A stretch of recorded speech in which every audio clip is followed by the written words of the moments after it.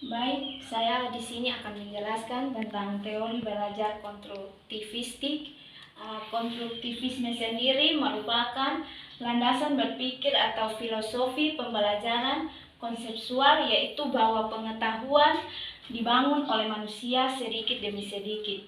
Jadi, teori belajar konstruktivisme yaitu teori yang memberikan keaktifan terhadap manusia untuk belajar, menemukan sendiri kompetensi, pengetahuan, atau teknologi, dan hal lain yang diperlukan untuk membangun dirinya sendiri. Adapun ciri-ciri teori belajar konstruktivistik itu, yang pertama, memberi peluang kepada siswa untuk digunakan sebagai panduan pengajaran-pengajaran. Yang kedua, memberi peluang untuk membina baru. Yang ketiga, menerima daya usaha siswa. Yang keempat, dapat mengaji bagaimana siswa belajar menuntun ide.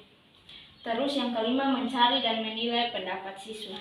Adapun kelebihan teori konstruktivistik dan kelemahannya. Yang pertama, kelebihan yaitu bisa adanya grup atau kelompok untuk saling berinteraksi. Yang kedua, pembelajaran terjadi lebih kepada ide-ide dari siswa itu sendiri. Kekurangan teori konstruktivisme sendiri yaitu yang pertama, tidak cocok untuk siswa pasif. Yang kedua, siswa belajar secara konsep dasar tidak pada keterampilan dari siswa itu sendiri. Yang ketiga, tidak kurung pada kurikulum yang ada. Tujuan dari teori belajar konstruktivistik ini adalah yang pertama, adanya motivasi untuk siswa bahwa belajar adalah tanggung jawab siswa itu sendiri. Yang kedua, kemampuan siswa untuk mengajukan pertanyaan dan mencari pertanyaan sendiri. Terus yang ketiga, membantu siswa untuk mengembangkan pengertian dan pemahaman secara lengkap.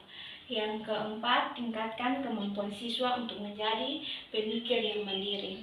Jadi kesimpulannya bahwa teori belajar konstruktivistik adalah teori belajar yang melakukan siswa belajar aktif, mencari pengetahuan, informasi, dan hal lain yang diperlukan dengan cara berinteraksi dengan orang lain atau lingkungan guna membangunnya sendiri. Guru hanya sebagai fasilitator saja yang hanya mengarahkan siswa agar tidak melenceng dari tujuan belajar. Baik, itulah sekian dari saya. Terima kasih.